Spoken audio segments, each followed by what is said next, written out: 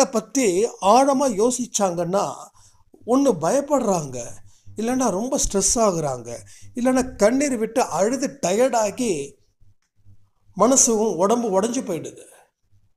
இதனால தானே அதை பற்றி நினைக்கிறதே இல்லை அப்படின்னு வேற சொல்கிறாங்க.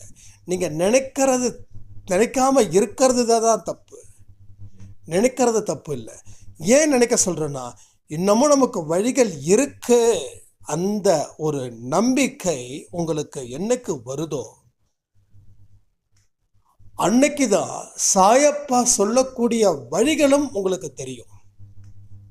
கண்களை மூடிக்கிட்டே நடந்தா எங்க பள்ளம் இருக்கோ தெரியலையே, கண்ணை திறந்தா பயமா இருக்குது, பள்ளங்கள் இருக்குதுன்னு. அதனால தான் கண்ணை மூடிக்கிட்டு நான் மெதுவா பொறுமையா நிதானமா நடக்கிறேன் அப்படின்னு நடக்கிறவங்க நிறைய. அப்போ பள்ளம் வருதுன்னா அந்த இடத்துல பள்ளம் இருக்குதுன்னு சொல்லி நின்றுடுவாங்க.